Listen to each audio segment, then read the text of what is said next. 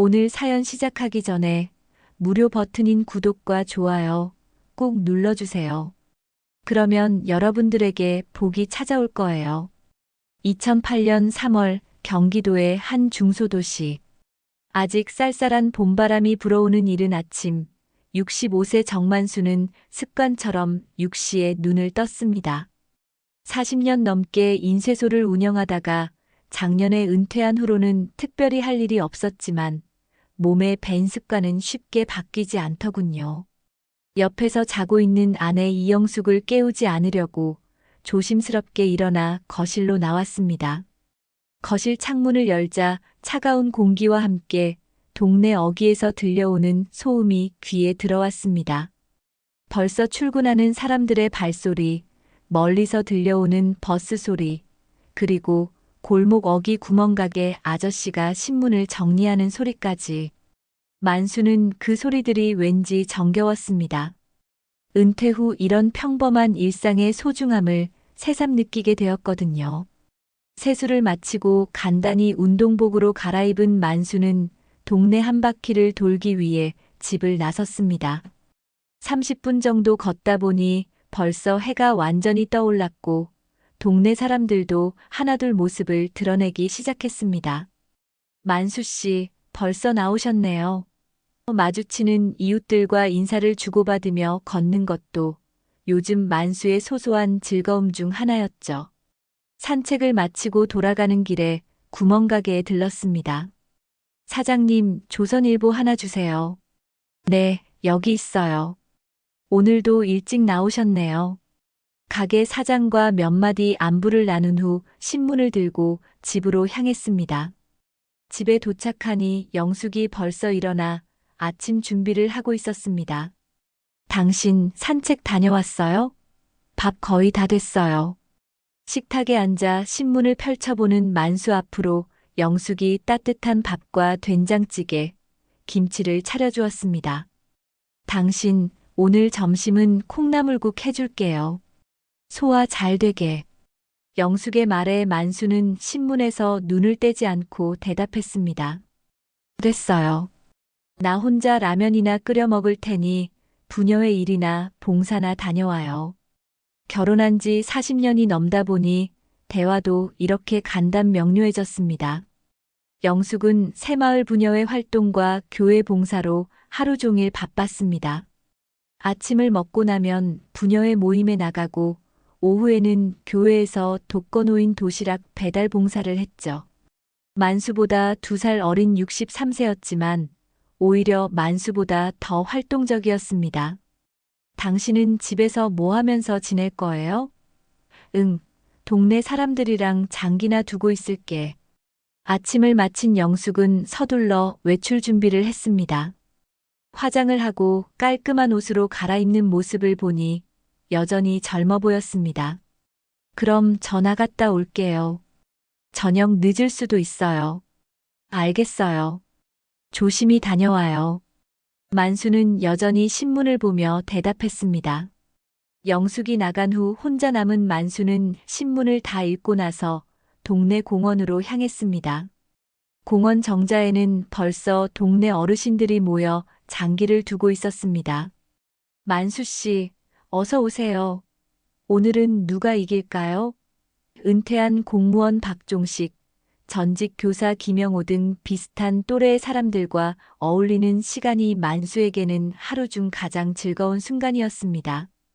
그런데 요즘 젊은 사람들은 왜 이렇게 결혼을 안 하는 걸까요? 종식이 장기 말을 움직이며 말했습니다. 그러게 말이야. 우리 때는 25만 넘어도 노처녀, 노총각이라고 했는데 영호도 맞장구를 쳤습니다. 만수는 웃으며 말했습니다. 시대가 바뀌었으니까 그렇죠.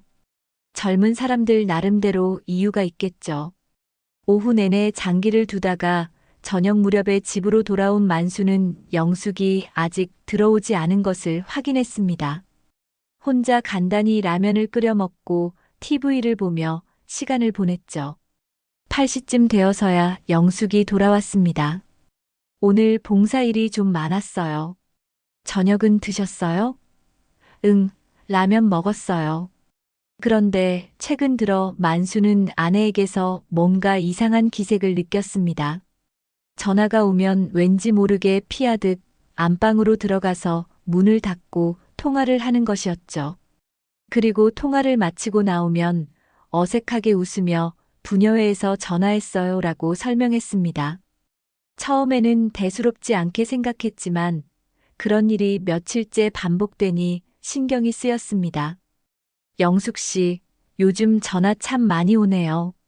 어느 날 만수가 넌지시 물어봤습니다. 아, 봄이라 부녀회 행사 준비할 게 많아서요. 별거 아니에요. 영숙은 태연하게 대답했지만 만수는 뭔가 석연치 않다는 생각이 들었습니다. 하지만 40년을 함께 산 아내를 의심하는 것도 우습다 싶어 그렇구나 하고 넘어갔습니다. 어느 날 저녁 만수는 TV를 보던 중 화장실에 가려고 일어났습니다. 그런데 안방에서 영숙이 누군가와 통화하는 소리가 들렸습니다. 네, 알겠어요. 조금만 더 기다려주세요. 목소리가 평소와 달리 상냥하고 부드러웠습니다. 만수는 문득 이상한 기분이 들었지만 늙어서 뭘 의심하나 하며 애써 무시하려 했습니다. 하지만 며칠 후에도 비슷한 일이 반복되었습니다. 영숙이 휴대폰을 보며 혼자 미소를 짓는 모습, 전화가 오면 서둘러 방으로 들어가는 모습. 만수는 점점 불안해졌습니다. 설마 우리 나이에 하는 생각이 들면서도 한편으로는 40년을 함께 살았는데 그럴 리가 없다는 생각도 했습니다. 그렇게 만수의 평온한 일상에 작은 균열이 생기기 시작했습니다. 겉으로는 여전히 조용하고 평범한 하루하루였지만 마음 한편에는 설명할 수 없는 불안감이 자리 잡았습니다. 영숙을 바라보는 만수의 시선에도 예전과는 다른 의심의 그림자가 어리기 시작했죠. 하지만 만수는 아직 확신할 수 없었습니다. 단지 가슴 한구석이 답답할 뿐이었습니다. 2월의 마지막 주 서울에 한방눈이 내리던 날이었습니다. 만수는 평소처럼 동네 시장에 나가 저녁 반찬거리를 사고 있었습니다.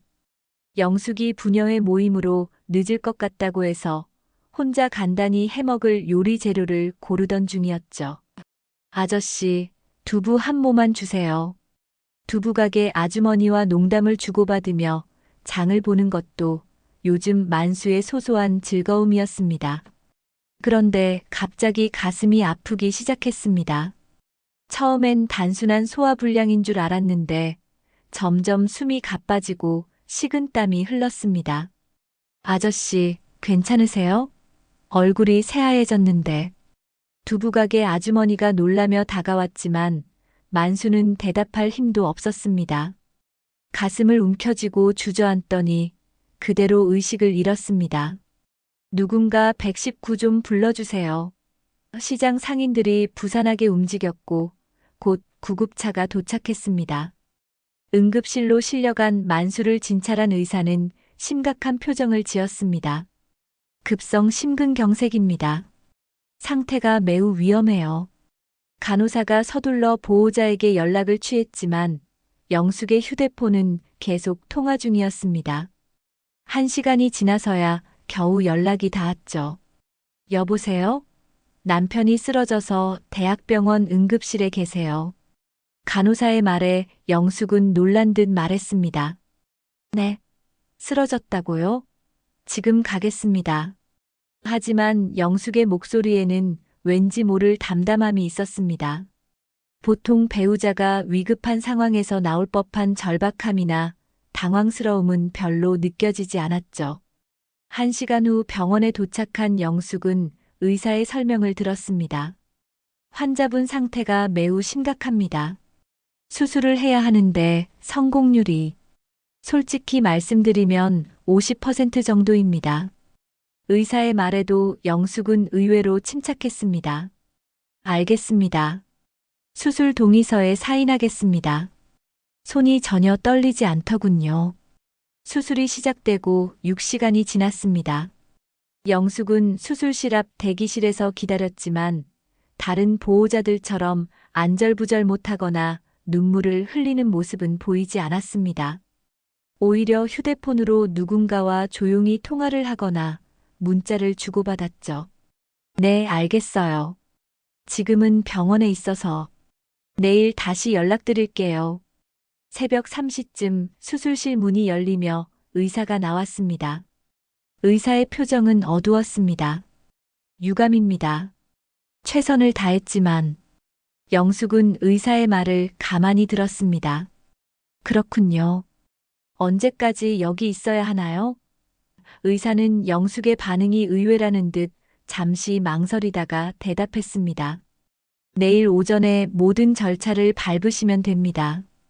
영숙은 고개를 끄덕이고 병원 로비로 내려갔습니다. 그리고 휴대폰을 꺼내 누군가에게 전화를 걸었습니다. 여보세요? 저예요. 병원 일이 끝났어요. 목소리는 여전히 담담했습니다. 네, 내일부터는 자유로울 것 같아요. 우리 계획대로 진행하면 되겠네요. 다음 날 아침 만수의 동생 정만호가 병원에 도착했습니다. 형의 부고를 듣고 급히 부산에서 올라온 것이었죠. 형수님, 고생 많으셨어요. 형이 정말 갑작스럽네요. 만호는 눈물을 글썽이며 말했습니다. 하지만 영숙은 여전히 담담했습니다. 예, 갑자기 그렇게 됐네요. 장례식장은 벌써 예약해놨어요. 만호는 영숙의 차분한 모습이 이상했지만 사람마다 슬픔을 표현하는 방식이 다르겠지 하고 생각했습니다. 하지만 장례식장에서의 영숙 모습은 더욱 이상했습니다. 부의금 정리부터 조화 배치, 하객 응대까지 모든 일을 척척 처리하는 모습이 마치 이미 준비라도 해둔 것처럼 보였거든요. 장례식 첫날 저녁 만호는 우연히 영숙이 누군가와 통화하는 모습을 목격했습니다. 장례식장 뒤편 흡연구역에서였는데 영숙의 목소리가 평소와 달리 밝고 경쾌했습니다. 네, 이제 계획대로 됐어요. 조금만 더 기다리면. 네, 알겠어요. 만호는 깜짝 놀랐습니다. 계획대로 됐다고? 무슨 계획? 그는 조심스럽게 가까이 다가가 영숙의 통화를 더 들어보려 했습니다. 생각보다 일찍 끝났네요. 내일 장례 치르고 나면. 네, 우리가 얘기했던 대로 하면 돼요. 영숙의 말에 만호는 소름이 돋았습니다. 통화를 마친 영숙이 돌아서자 만호와 마주쳤습니다. 아, 만호 씨. 여기 계셨네요. 영숙은 당황한 기색 없이 태연하게 인사했습니다. 형수님, 방금 누구와 통화하신 거예요? 만호가 조심스럽게 물어보자 영숙은 부녀회에서 조의금 관련해서 연락 왔어요 라고 대답했습니다. 하지만 만호는 뭔가 석연치 않다는 생각이 들었습니다. 부녀회 조의금 이야기를 하면서 왜 그렇게 밝은 목소리로 계획대로 됐다고 했을까요? 그날 밤 만호는 잠을 이루지 못했습니다. 형수의 이상한 행동들이 계속 머릿속을 맴돌았거든요. 장례식 둘째 날 더욱 충격적인 일이 벌어졌습니다. 의사가 갑자기 만호를 따로 불렀습니다. 환자분에게 특이한 상황이 발생했습니다. 네, 무슨 말씀이세요? 사실은 환자분의 심장이 다시 뛰기 시작했습니다. 의학적으로 설명하기 어려운 상황이에요. 만호는 믿을 수 없다는 표정으로 의사를 바라봤습니다. 그럼 형이 살아있다는 건가요? 네, 지금 중환자실에서 응급처치 중입니다. 아직 의식은 없지만 생체 신호가 돌아왔어요. 정말 드문 케이스입니다. 의사의 말에 만호는 기쁨과 당황스러움을 동시에 느꼈습니다. 하지만 문제는 영숙에게 이 사실을 어떻게 알려야 하느냐였습니다. 이미 장례식이 진행 중이었고 하객들도 와 있는 상황이었거든요. 더구나 만호는 어젯밤 들은 영숙의 통화 내용이 계속 신경 쓰였습니다. 혹시 형수가 형의 죽음을 바라고 있었던 건 아닐까? 그런 끔찍한 생각까지 들었죠. 의사와 상의한 결과 환자의 상태가 불안정하므로 가족들에게는 기억 손상 위험이 있으니 당분간 조용히 치료에 전념해야 한다고 알리기로 했습니다. 그리고 장례식은 일단 중단하되 외부에는 비밀로 하자고 했습니다. 만호가 영숙에게 상황을 설명하자 영숙의 얼굴이 순간 굳어졌습니다. 그럼 당신이 살아났다는 건가요? 네, 하지만 상태가 위험해서 아무에게도 말하면 안 된다고 하네요. 영숙은 잠시 말을 잇지 못하다가 알겠어요 라고 대답했습니다. 하지만 그 표정에는 기쁨보다는 당황스러움이 더 커 보였습니다. 만수가 의식을 되찾은 것은 장례식 중단 후 사흘째 되는 날이었습니다. 중환자실에서 천천히 눈을 뜬 만수는 주변 상황을 이해하기 어려워했죠. 여기가 어디죠? 간호사가 다가와 상황을 설명했지만 만수에게는 모든 게 꿈 같았습니다. 분명히 가슴이 아프고 쓰러졌는데 그 다음 기억이 전혀 없었거든요. 환자분, 지금 상태가 많이 호전되었어요. 하지만 아직 안정이 필요하니까 무리하지 마세요. 의사의 말에 만수는 고개를 끄덕였습니다. 제 가족은, 아내는 어디 있나요? 곧 면회 오실 거예요. 지금은 좀 쉬세요. 의사는 안심시키듯 말했지만 만수는 뭔가 이상한 기분이 들었습니다. 잠시 후 영숙이 병실에 들어왔습니다. 당신 깨어났구나. 하지만 영숙의 표정은 남편이 기적적으로 살아난 것을 기뻐하는 모습이 아니었습니다. 오히려 어색하고 불편해 보였죠. 영숙 씨, 나한테 무슨 일이 있었던 거야? 만수가 물어보자 영숙은 잠시 망설이다가 대답했습니다. 심장마비로 쓰러져서. 한동안 위험했어. 그럼 내가 며칠이나 여기 있었던 거야? 일주일 정도. 영숙의 대답은 간단했지만 만수는 뭔가 숨기는 게 있다는 느낌을 받았습니다. 하지만 아직 몸이 완전히 회복되지 않아서 깊이 추궁하지는 못했죠. 집은 괜찮고 내가 없는 동안 고생했을 텐데. 괜찮아. 너무 말하지 말고 쉬어.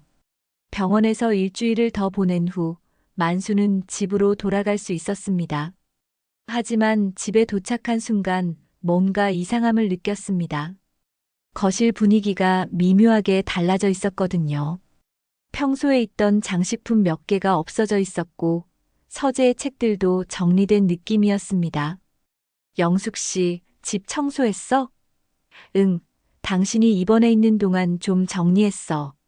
그런데 정말 이상한 일이 벌어졌습니다. 만수가 평소 사용하던 서랍을 열어보니 중요한 서류들이 사라져 있었습니다. 특히 은행 통장과 인감 도장이 없어진 것을 발견했을 때는 정말 당황스러웠죠. 영숙 씨, 내 통장이랑 도장 어디 있어? 아, 안전한 곳에 보관해뒀어. 나중에 찾아줄게. 만수는 불안해졌습니다. 40년을 함께 살면서 이런 일은 처음이었거든요. 영숙이 중요한 서류들을 따로 보관한다는 것도 이상했고 그 이유를 명확하게 설명하지 않는 것도 수상했습니다. 내가 너무 예민하게 생각하는 건가 하는 생각도 들었지만 뭔가 석연치 않은 기분을 떨칠 수 없었습니다. 며칠 후 만수는 은행에 가서 잔고를 확인해 봤습니다. 그런데 충격적인 사실을 발견했죠. 평소 3천만 원 정도 있던 예금이 절반 이상 줄어 있었습니다. 이게 무슨 일이야? 만수는 거래 내역을 자세히 살펴봤습니다. 자신이 입원해 있던 기간 동안 여러 차례에 걸쳐 큰 금액이 인출되어 있었습니다. 은행 직원에게 문의해 보니 더욱 놀라운 사실이 밝혀졌습니다. 고객님, 이 인출 내역들은 모두 부인분께서 처리하신 건데요. 위임장과 인감증명서까지 가져오셔서. 위임장이요? 언제 위임장을 써준 적이 없는데요. 은행 직원은 당황하며 서류를 다시 확인했습니다. 여기 고객님 서명이 있는데요. 만수는 그 서명을 보고 경악했습니다. 분명히 자신의 서명과 비슷했지만 자신이 쓴 기억은 전혀 없었거든요. 설마 영숙이 내 서명을 흉내낸 건가? 그런 끔찍한 생각이 머릿속을 스쳤습니다. 하지만 아직 확신할 수는 없었죠. 혹시 자신이 기억을 못하는 것일 수도 있으니까요. 집으로 돌아온 만수는 영숙에게 은행 일을 물어봤습니다. 영숙 씨, 내가 입원해 있는 동안 은행에서 돈을 뺀 적이 있어? 영숙은 잠시 당황하는 기색을 보이다가 대답했습니다. 아, 병원비가 많이 들어서. 당신이 의식 잃기 전에 위임장 써달라고 해서 받아뒀거든. 내가 언제 위임장을 써줬다고? 만수의 목소리가 높아졌습니다. 당신 기억 안 나? 쓰러지기 며칠 전에 혹시 모르니까 위임장 하나 써두라고 했잖아. 영숙은 태연하게 거짓말을 했습니다. 만수는 분명히 그런 적이 없었지만 영숙이 이렇게 당당하게 말하니 자신의 기억을 의심하게 되었습니다. 그날 밤 만수는 잠을 이루지 못했습니다. 머릿속에 여러 의문들이 떠올랐거든요. 병원에서 깨어났을 때 영숙의 이상한 반응, 사라진 서류들, 그리고 기억에 없는 위임장까지. 모든 게 이상했습니다.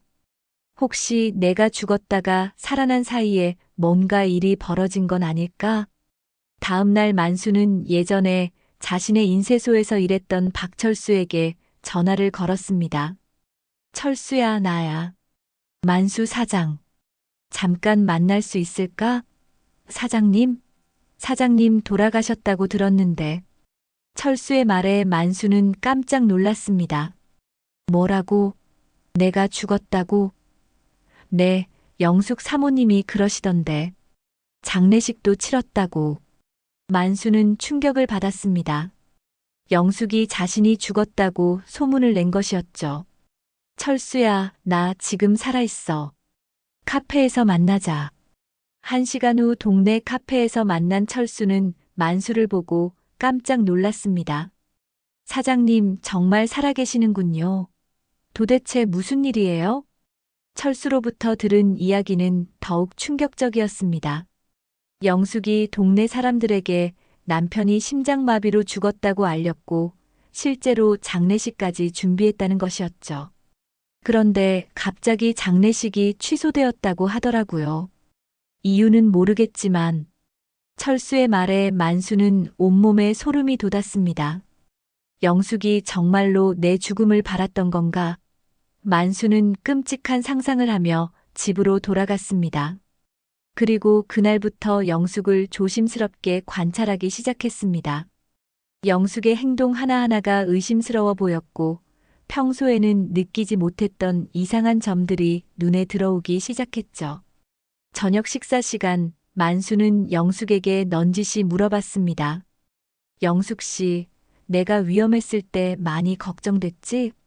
당연하지. 40년을 함께 산 사이인데. 하지만 영숙의 대답은 어색했고 진심이 느껴지지 않았습니다. 만수는 점점 확신하게 되었습니다. 분명히 뭔가 숨기고 있는 것이 있다고 말이죠. 그날 밤 만수는 중요한 결심을 했습니다. 진실이 무엇인지 반드시 밝혀내겠다고. 설령 그 진실이 자신에게 상처가 되더라도 이렇게 의심하며 사는 것보다는 낫겠다고 생각했습니다. 40년 동안 함께 살아온 아내가 자신을 배신했을 가능성을 인정하고 싶지 않았지만 현실을 외면할 수는 없었거든요.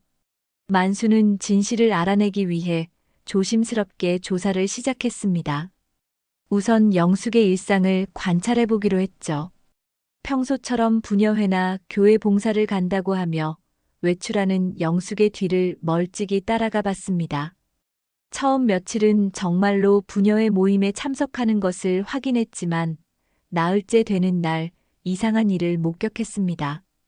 영숙은 부녀회에 간다고 했지만 실제로는 동네 부동산 중개소 앞에서 누군가를 기다리고 있었습니다. 만수는 골목 모퉁이에 숨어서 지켜봤죠. 10분 정도 지나자 부동산 간판에 오창수 공인중개사라고 적힌 중년 남성이 나타났습니다. 영숙은 그를 보자 반갑게 손을 흔들며 다가갔습니다. 두 사람은 커피숍으로 들어갔고 만수는 창문 너머로 그들의 모습을 지켜봤습니다. 영숙의 표정이 평소 집에서 보여주던 것과는 완전히 달랐습니다.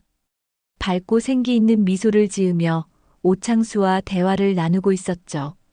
심지어 오창수가 영숙의 손을 잡는 모습까지 보였습니다. 만수는 가슴이 철렁 내려앉는 것을 느꼈습니다. 1시간 정도 지나자 두 사람이 커피숍에서 나왔습니다.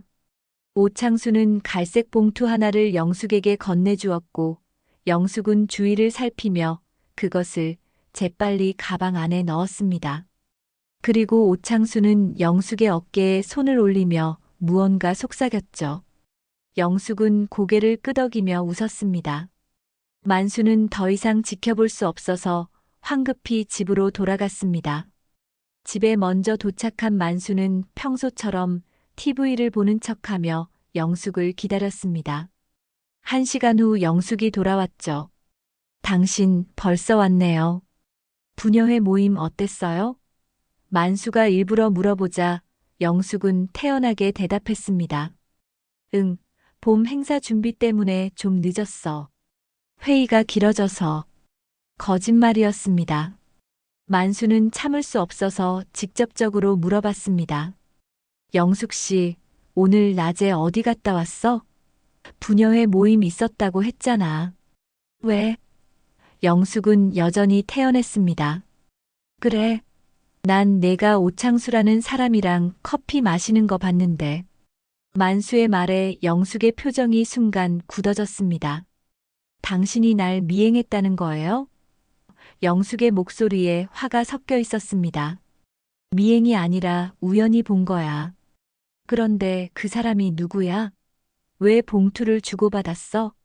만수가 추궁하자 영숙은 잠시 망설이다가 대답했습니다.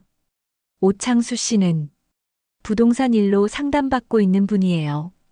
혹시 우리 집값이 얼마나 나갈까 해서. 집가? 왜 갑자기 집값을 알아보는 거야? 나이 드니까 좀 더 작은 집으로 이사 갈까 해서요. 당신도 몸이 안 좋으니까. 영숙의 대답은 그럴듯했지만 만수는 납득이 가지 않았습니다.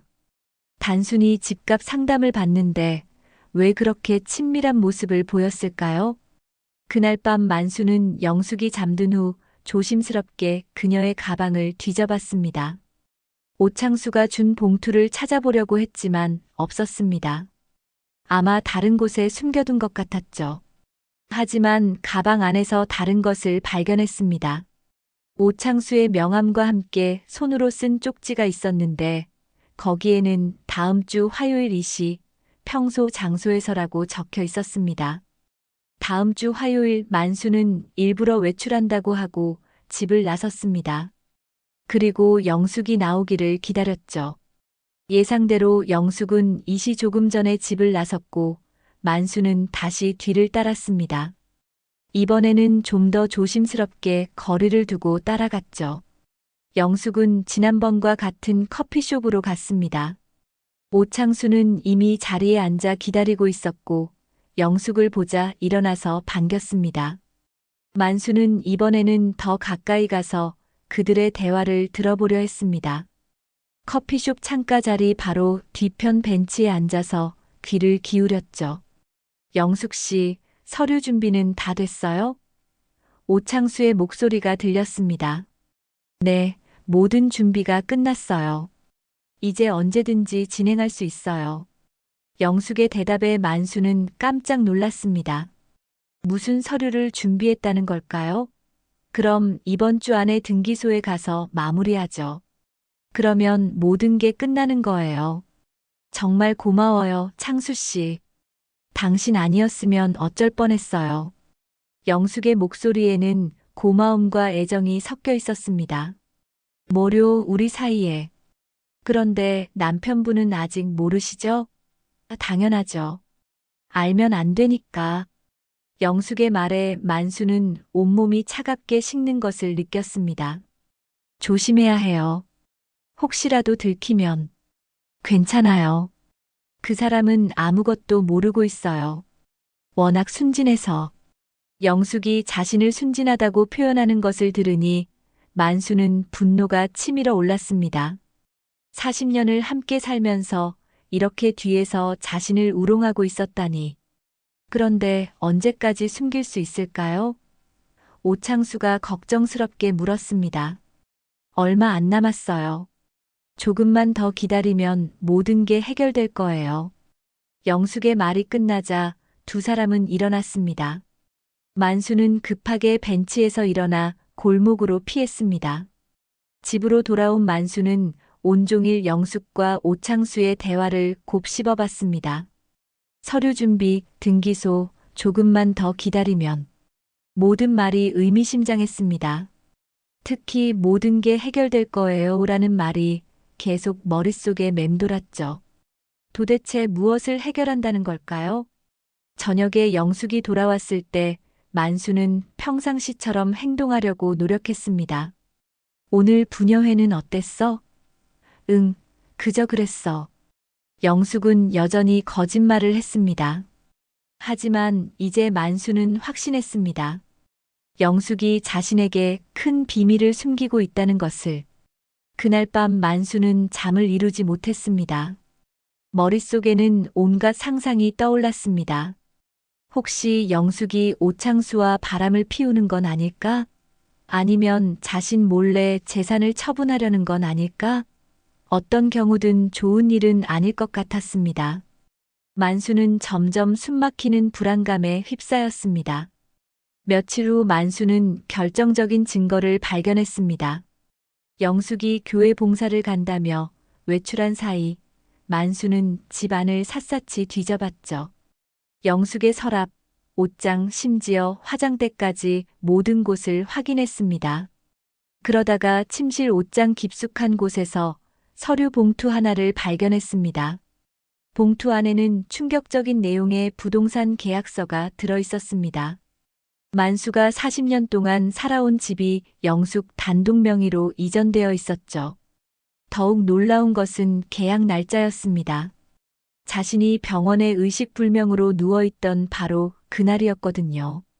이게 대체 무슨... 만수는 손이 떨려서 서류를 제대로 잡을 수도 없었습니다. 계약서를 자세히 살펴보니 더욱 충격적인 사실들이 드러났습니다. 집뿐만 아니라 거액의 대출까지 받아져 있었습니다. 담보는 당연히 그 집이었고 대출 금액은 무려 8천만 원이었죠. 그리고 계약서 하단에는 분명히 자신의 서명과 인감이 찍혀 있었습니다. 하지만 만수는 그런 계약을 한 기억이 전혀 없었습니다. 영숙이가 정말로. 만수는 온몸에 힘이 빠지는 것을 느꼈습니다. 아내가 자신이 의식불명 상태일 때 서명을 위조해서 집과 재산을 빼돌린 것이 분명했습니다. 그리고 그 과정에서 오창수가 도움을 준 것 같았죠. 부동산 중개사로서 모든 절차를 알려주고 필요한 서류들을 준비해 준 것일 테니까요. 만수는 급하게 서류들을 원래 자리에 다시 넣어두었습니다. 영숙이 돌아오기 전에 모든 것을 원상복구해야 했거든요. 하지만 머릿속은 복잡했습니다. 이제 어떻게 해야 하지? 직접 추궁하자니 영숙이 발뺌할 것 같았고, 그렇다고 가만히 있을 수도 없는 상황이었습니다. 저녁에 영숙이 돌아왔을 때 만수는 최대한 평상시처럼 행동하려고 노력했습니다. 봉사활동 어땠어? 힘들었어. 어르신들이 많이 계셔서.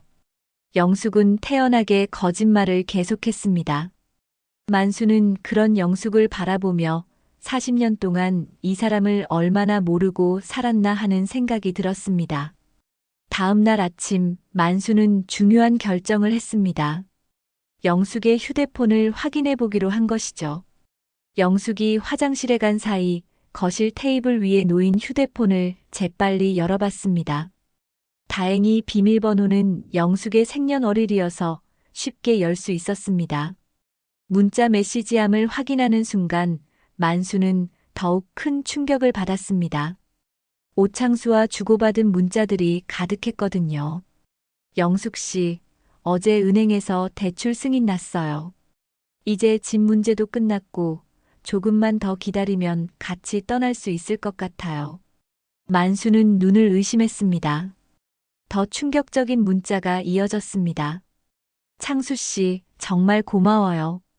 당신 아니었으면 어떻게 이런 일을 해낼 수 있었을까요? 우리 계획대로 진행되고 있는 것 같아서 안심이에요. 영숙의 답장이었습니다. 그리고 오창수의 답장 곧 모든 게 끝날 거예요. 그러면 우리는 새로운 곳에서 새로운 삶을 시작할 수 있어요. 만수는 더 이상 문자를 볼 수 없었습니다. 화장실에서 물 내리는 소리가 들려서 급하게 휴대폰을 원래 자리에 놓았죠. 영숙이 나오자 만수는 아무렇지 않은 척 TV를 보고 있었습니다. 하지만 속으로는 분노와 배신감이 끓어오르고 있었습니다. 같이 떠날 수 있을 것 같아요. 새로운 곳에서 새로운 삶을 시작할 수 있어요. 이 문자들의 의미는 명확했습니다. 영숙과 오창수가 불륜 관계이고 만수의 재산을 이용해서 어디론가 도망갈 계획을 세우고 있다는 것이었죠. 그리고 그 계획이 거의 완성 단계에 와 있다는 것도. 그날 저녁 만수는 더 이상 참을 수 없었습니다. 저녁 식사를 마치고 거실에서 TV를 보던 중 영숙에게 말했습니다. 영숙 씨, 우리 좀 진지하게 얘기할까? 갑자기 왜 그래요? 무슨 일인데? 영숙은 경계하는 기색을 보였습니다. 내가 병원에 있는 동안 뭔가 중요한 일을 처리한 게 있어? 만수의 질문에 영숙은 잠시 당황했습니다. 무슨 말이에요? 진명에 같은 거 말이야. 혹시 변경한 게 있냐고. 만수가 직접적으로 물어보자 영숙의 얼굴이 하얗게 변했습니다.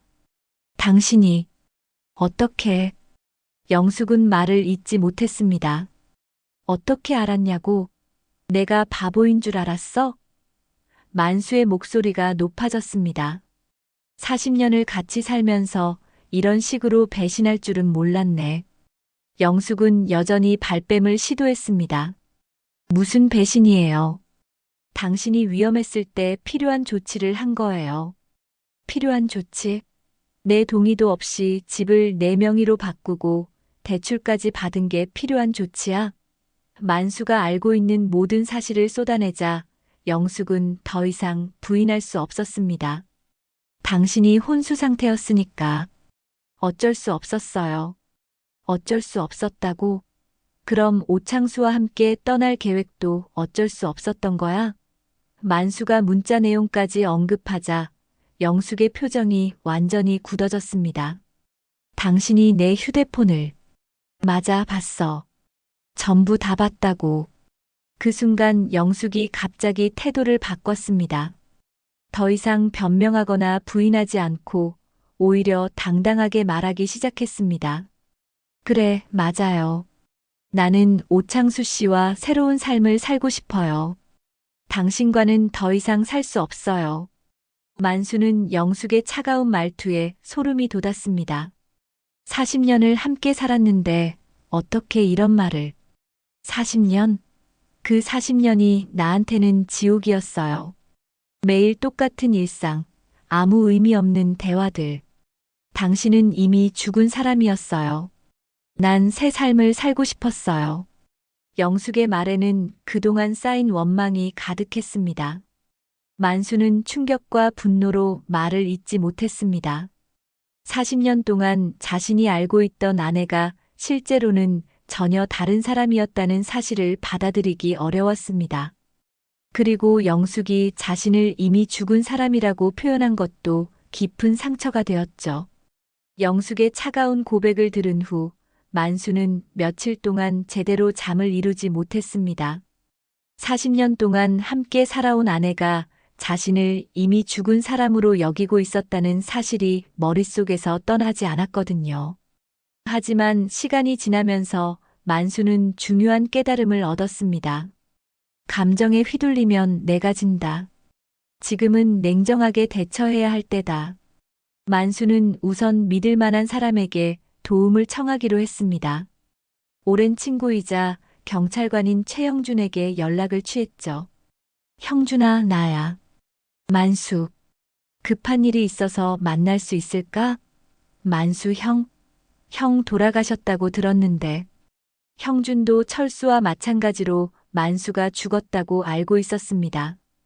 카페에서 만난 형준은 만수가 살아있는 것을 보고 깜짝 놀랐습니다. 형, 도대체 무슨 일이에요? 영숙 형수님이 장례식까지 치렀다고 하던데. 만수는 그동안 있었던 모든 일을 형준에게 자세히 설명했습니다. 심장마비로 쓰러진 것부터 기적적으로 살아난 것, 그리고 영숙의 배신까지 모든 것을 말이죠. 형준은 만수의 이야기를 듣고 심각한 표정을 지었습니다. 형, 이건 명백한 범죄예요. 서명 위조, 재산 횡령. 증거만 확실하면 고발할 수 있어요. 그런데 어떻게 증거를 모아야 하지? 통화 녹음, 문자 메시지, 계약서 복사본. 이런 것들이 필요해요. 특히 영숙 형수님과 그 오창수의 대화를 녹음할 수 있다면 결정적 증거가 될 거예요. 형준의 조언을 들은 만수는 계획을 세웠습니다. 앞으로 며칠 동안 영숙과 오창수의 모든 행동을 기록하고 가능하면 그들의 대화를 녹음하기로 한 것이죠. 형, 조심해요. 들키면 오히려 위험해질 수 있어요. 형준의 걱정에 만수는 고개를 끄덕였습니다. 알겠어. 하지만 이대로 당할 수는 없어. 다음 날부터 만수는 연기를 시작했습니다. 영숙 앞에서는 아무것도 모르는 순진한 남편인 척했죠. 영숙 씨, 어제 우리가 좀 격하게 얘기했네. 미안해. 당신도 많이 놀랐을 거예요. 저도 너무 감정적으로 말했어요. 영숙도 어제의 일을 후회하는 듯 했습니다. 만수는 휴대폰에 녹음 앱을 설치하고 영숙과의 모든 대화를 녹음하기 시작했습니다. 특히 영숙이 오창수와 통화할 때는 최대한 가까이에서 들을 수 있도록 노력했죠. 창수 씨? 네, 남편이 뭔가 의심하는 것 같아요. 조심해야 할 것 같아요. 영숙의 통화 내용이 또렷하게 녹음되었습니다. 며칠 후 만수는 영숙과 오창수가 만나는 현장을 다시 목격했습니다. 이번에는 녹음기를 들고 가서 그들의 대화를 녹음했죠. 영숙 씨, 남편분이 의심하고 있다면 계획을 앞당겨야 할 것 같아요. 그러게요. 언제까지 숨길 수는 없으니까. 두 사람의 대화가 선명하게 녹음되었습니다. 그런데 정말 괜찮을까요? 법적으로 문제가 될 수도 있지 않을까요? 오창수가 걱정스럽게 말했습니다. 괜찮아요. 어차피 그 사람은 한 번 죽었던 사람이에요. 법적으로도 복잡하게 만들 수 있어요. 영숙의 말에 만수는 소름이 돋았습니다. 영숙이 자신의 죽음을 이용해서 법적 문제까지 회피하려고 한다는 것을 깨달았거든요. 일주일 동안 만수는 충분한 증거를 모았습니다. 영숙과 오창수의 통화 녹음, 그들이 만나는 장면을 찍은 사진, 그리고 무엇보다 부동산 계약서 복사본까지. 형준에게 이 모든 것을 보여주자 형준은 고개를 끄덕였습니다. 이제 충분해요, 형. 이 정도면 확실하게 처벌할 수 있어요. 하지만 만수는 바로 고발하지 않기로 했습니다. 마지막으로 영숙에게 기회를 주고 싶었거든요. 혹시 잘못을 인정하고 뉘우친다면 용서할 생각도 있었습니다. 40년을 함께 산 세월이 그렇게 쉽게 지워질 수는 없었으니까요. 그런데 며칠 후 만수는 결정적인 순간을 목격했습니다. 영숙이 큰 여행 가방을 싸고 있는 것을 본 것이죠. 영숙 씨, 어디가? 아, 부녀회에서 1박 2일 여행 가기로 했어요. 하지만 만수는 영숙이 거짓말하고 있다는 것을 알 수 있었습니다. 여행 가방에는 평소 소중히 여기던 보석과 중요한 서류들이 들어 있었거든요. 그날 밤 만수는 영숙의 휴대폰을 다시 확인해 봤습니다. 오창수와의 최근 문자에는 충격적인 내용이 있었습니다. 내일 새벽 첫 차로 부산 가요. 거기서 배 타고 제주도로. 모든 준비 끝났어요. 영숙이 정말로 도망갈 계획이었던 것입니다. 만수는 더 이상 망설일 수 없었습니다. 영숙에게 마지막 기회를 주려고 했지만 영숙은 끝까지 자신을 속이고 도망치려 하고 있었습니다. 만수는 형준에게 연락했습니다. 형준아, 내일 새벽에 행동에 옮기자. 더 이상 기다릴 수 없을 것 같아. 그날 밤 만수는 잠들지 않고 영숙을 지켜봤습니다. 영숙은 새벽 3시쯤 조용히 일어나서 짐을 챙기기 시작했습니다. 만수는 그런 영숙을 바라보며 마음속으로 중얼거렸습니다. 40년을 함께 살았는데 정말 이렇게 끝나는 건가? 슬픔과 분노가 교차했지만 이제는 결단을 내려야 할 때였습니다. 영숙이 짐을 다 싸고 문 앞으로 향하는 순간 만수가 불을 켰습니다. 어디가? 영숙은 깜짝 놀라며 돌아봤습니다. 당신 깨어 있었어요? 응, 내가 떠나는 걸 보려고. 만수의 차분한 목소리에 영숙은 당황했습니다. 이제 끝이구나, 영숙. 만수는 영숙을 바라보며 말했습니다. 40년이 이렇게 끝나는 거구나. 영숙은 아무 말도 하지 못했습니다. 그때 현관문이 열리며 형준과 동료 경찰관들이 들어왔습니다. 만수가 미리 연락해둔 것이었죠. 비가 억수같이 쏟아지는 3월의 어느 밤이었습니다. 만수는 거실 한가운데 테이블을 준비해두고 영숙과 오창수를 기다렸죠. 벽시계가 밤 9시를 가리킬 때쯤 현관문이 열리며 영숙이 들어왔습니다. 평소와 다른 만수의 표정을 보고 영숙은 뭔가 이상함을 느꼈지만 아무렇지 않은 척 인사했습니다. 당신 일찍 들어왔네요. 저녁은 드셨어요? 만수는 대답 대신 테이블을 가리켰습니다. 영숙 앉아. 그리고 오창수한테 전화해서 여기로 오라고 해. 영숙의 얼굴이 하얗게 변했습니다. 당신 갑자기 왜 이래요? 무슨 일인데? 만수는 차분하지만 단호한 목소리로 말했습니다. 모든 걸 알고 있어. 이제 그만하고 정리하자. 영숙은 떨리는 손으로 휴대폰을 꺼내 오창수에게 전화를 걸었습니다. 창수 씨, 지금 우리 집으로 좀 와주실래요? 급한 일이 생겼어요. 통화를 마친 영숙은 만수를 바라보며 말했습니다. 당신이 뭘 안다는 거예요? 만수는 테이블 위에 놓인 서류들을 가리켰습니다. 이걸 보고 나서 말해. 30분 후 오창수가 도착했습니다. 문을 열고 들어온 그의 얼굴에는 긴장감이 역력했죠. 만수는 두 사람을 마주 앉게 한 뒤 테이블 위에 녹음기와 부동산 계약서, 그리고 두 사람이 만나는 장면을 찍은 사진들을 차례로 꺼내 놓았습니다. 영숙은 숨을 헐떡였고 오창수는 자리에서 일어나려 했지만 만수가 제지했습니다. 앉아 있어. 이야기 끝날 때까지. 만수는 녹음기를 틀었습니다. 스피커에서 영숙과 오창수의 대화가 또렷하게 흘러나왔습니다. 집 문제도 이제 끝났고 조금만 더 기다리면 같이 떠날 수 있을 거야. 정말요? 만수 씨가 눈치채지는 않을까요? 괜찮아. 어차피 그 사람은 이미 한 번 죽었던 사람이야. 녹음을 들으며 영숙의 얼굴은 점점 창백해졌습니다. 만수는 녹음을 멈추고 두 사람을 차례로 바라봤습니다. 이제 내 입으로 직접 말해. 왜 이런 짓을 한 거야? 영숙은 한동안 입을 다물고 있다가 결국 고개를 들며 말했습니다. 맞아요. 전부 사실이에요. 당신과 산 40년이 지겨웠어요. 매일 똑같은 하루의 반복, 아무 의미 없는 대화들. 오창수 씨는 나한테 새로운 세상을 보여줬어요.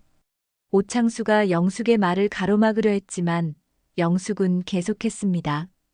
처음엔 그냥 친구로 만났어요. 하지만 점점 더 깊은 관계가 되었고, 당신이 쓰러졌을 때 이게 기회라고 생각했어요. 미안하다고 말할 수도 있겠지만 거짓말하고 싶지 않아요. 전혀 미안하지 않거든요. 만수는 아내의 말을 조용히 들었습니다. 분노보다는 깊은 실망감이 가슴을 짓눌렀죠. 그는 오창수를 향해 말했습니다. 그럼 당신은 남의 아내를 꼬드겨서 재산까지 빼앗을 계획이었어? 오창수는 당황하며 고개를 저었습니다. 아니에요, 만수 씨. 저희는 정말 사랑해서. 사랑? 만수가 비웃듯 되물었습니다. 사랑이면 정정당당하게 하지. 왜 남편이 죽기를 기다려야 해?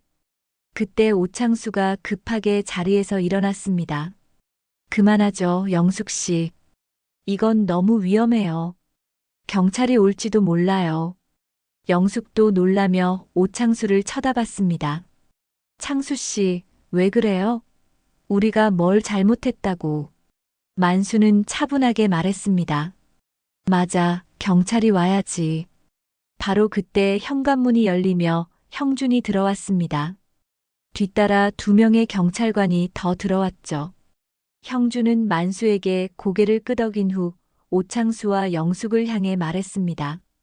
이영숙 씨, 오창수 씨, 사기와 횡령 혐의로 체포합니다.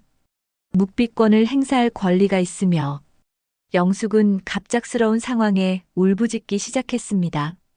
아니에요. 이건 우리 집 문제예요. 왜 경찰이 나서는 거예요? 하지만 형준은 차분하게 설명했습니다. 부동산 매매 과정에서 위조 서류를 사용했고 피해자가 의식불명 상태일 때 재산을 불법 이전했습니다. 명백한 범죄 행위입니다. 오창수는 체념한 듯 고개를 숙였지만 영숙은 계속 저항했습니다. 만수, 당신이 이렇게까지 할 거였어? 우리가 40년을 같이 살았는데. 만수는 영숙을 바라보며 마지막으로 말했습니다. 영숙, 40년을 같이 살았기 때문에 더 용서할 수 없어. 내가 나를 배신한 게 아니라 우리가 함께 쌓아온 모든 시간을 배신한 거야. 영숙은 더 이상 말하지 못하고 경찰관들을 따라 나갔습니다. 오창수도 마지막으로 만수를 돌아보며 정말 죄송합니다라고 중얼거렸지만 만수는 대답하지 않았습니다. 집안이 조용해지자 만수는 테이블에 널브러진 서류들을 정리했습니다. 형준이 다가와 어깨에 손을 올렸습니다. 만수 형, 괜찮아요? 만수는 깊은 한숨을 쉬며 대답했습니다. 괜찮을 리가 있나. 하지만 이제라도 정리된 게 다행이야. 형준은 위로의 말을 건네려 했지만 만수가 먼저 말했습니다. 형준아, 고마워. 내가 아니었다면 계속 속고 살았을 거야. 창밖으로는 여전히 비가 내리고 있었습니다. 만수는 거실 한가운데 혼자 앉아 빈집의 정적을 느꼈습니다. 40년 동안 함께 살았던 아내가 이제는 없었지만 이상하게도 마음은 한결 가벼워진 것 같았습니다. 속았다는 분노보다는 진실을 알게 되었다는 안도감이 더 컸죠. 만수는 벽에 걸린 결혼 사진을 바라보며 중얼거렸습니다. 이제 정말 끝이구나. 그해 5월 만수는 시골 친척 집으로 내려왔습니다. 형의 아들인 조카 정기철이 운영하는 작은 농장 한편에 마련된 단칸방이었죠. 삼촌, 여기서 마음 편히 지내세요. 농사일도 도와주시면 되고요. 기철의 말에 만수는 고개를 끄덕였습니다. 서울에서의 모든 일이 정리되고 나니 시끄러운 도시보다는 이런 조용한 곳이 더 마음에 와닿았습니다. 처음 며칠은 적응하기 어려웠습니다. 40년을 함께 살던 사람이 갑자기 없어지니 모든 게 낯설었죠. 아침에 일어나면 습관적으로 영수가 아침 준비됐어? 하고 부르다가 혼자라는 사실을 깨닫곤 했습니다. 그럴 때마다 가슴 한편이 허전했지만 동시에 더 이상 속지 않아도 된다는 안도감도 느꼈죠. 한 달이 지나면서 만수는 점차 새로운 일상에 익숙해졌습니다. 새벽 5시에 일어나 기철과 함께 밭으로 나가 일하고 점심에는 기철의 아내 순옥이 해준 밥을 먹었습니다. 삼촌, 많이 드세요. 농사일하면 밥맛이 달라지죠? 순옥의 푸근한 미소에 만수도 웃음을 지었습니다. 정말로 서울에 있을 때보다 밥이 맛있게 느껴졌죠. 오후에는 혼자만의 시간을 가졌습니다. 집 뒤편 작은 텃밭을 만들어 상추며 고추, 토마토 같은 채소들을 심었죠. 처음에는 서툴러서 기철에게 이것저것 물어봤지만 시간이 지나면서 점점 요령이 생겼습니다. 삼촌, 농사에 소질이 있으시네요. 고추가 정말 잘 자랐어요. 기철의 칭찬에 만수는 뿌듯해했습니다. 특히 만수가 좋아하게 된 건 새벽 시간이었습니다. 동이 트기 전 조용한 시간에 혼자 앉아 커피 한 잔을 마시며 생각에 잠기는 것이죠. 저 멀리 산 너머로 해가 떠오르는 모습을 보면서 만수는 자신의 지난 인생을 되돌아보곤 했습니다. 40년을 함께 살면서도 서로를 진짜로 알지 못했구나. 그런 생각이 들 때마다 씁쓸했지만 동시에 앞으로의 삶에 대한 기대감도 생겼습니다. 어느 날 형준이 시골까지 찾아왔습니다. 형, 어떻게 지내세요? 응, 여기 와서 마음이 한결 편해졌어. 두 사람은 저녁 늦게까지 이런저런 얘기를 나눴습니다. 형준이 전해준 소식에 따르면 영숙과 오창수는 각각 집행유예와 실형을 선고받았다고 했습니다. 영숙 씨는 많이 후회하는 것 같던데요. 면회 오라고 하시더라고요. 만수는 잠시 생각에 잠겼습니다. 아니야. 이제 그 사람과는 정말 끝이야. 서로에게 독이 될 뿐이야. 형준은 만수의 결정을 존중한다며 고개를 끄덕였습니다. 그게 나을 것 같아요. 형도 새로운 시작을 하시는 게. 만수는 창밖을 바라보며 말했습니다. 그래, 이제 진짜 내 인생을 살아볼 거야. 7월이 되자 만수가 심은 채소들이 무럭무럭 자라났습니다. 특히 토마토는 탐스럽게 빨갛게 익어서 보기만 해도 뿌듯했죠. 어느 날 아침 만수는 텃밭에서 방금 딴 토마토를 베어 먹으며 중얼거렸습니다. 이렇게 달콤한 맛이었구나. 서울에서 마트에서 사 먹던 토마토와는 비교할 수 없을 정도로 달고 진한 맛이었습니다. 그때 기철이 다가와서 말했습니다. 삼촌, 정말 많이 밝아지셨네요. 처음 오셨을 때랑 비교하면 완전히 다른 사람 같아요. 만수는 웃으며 대답했습니다. 그런가? 나도 모르게 그랬나 보네. 정말로 만수의 얼굴에는 예전에 없던 여유와 평온함이 깃들어 있었습니다. 어느 날 저녁 만수는 집 앞 개울가에 나가 앉았습니다. 시원한 바람이 불어오고 개울물이 졸졸 흐르는 소리가 마음을 편안하게 해줬죠. 하늘에는 별들이 총총히 떠 있었고 서울에서는 볼 수 없었던 은하수까지 희미하게 보였습니다. 이런 게 진짜 삶이구나. 만수는 그렇게 생각했습니다. 문득 영숙과의 40년이 떠올랐지만 더 이상 원망스럽지 않았습니다. 오히려 고마웠죠. 영숙의 배신이 없었다면 이런 평온한 삶을 찾을 수 없었을 테니까요. 배신은 칼처럼 날카롭지만 그 자리엔 다시 무언가가 자란다. 만수는 마음속으로 중얼거렸습니다. 실제로 상처받은 마음자리에 새로운 평화가 자라나고 있었습니다. 가을이 깊어갈 무렵 만수는 기철에게 말했습니다. 내년에는 조금 더 큰 밭을 임대해서 본격적으로 농사를 지어볼까 해. 기철은 기뻐하며 대답했습니다. 좋은 생각이세요, 삼촌. 제가 도와드릴게요.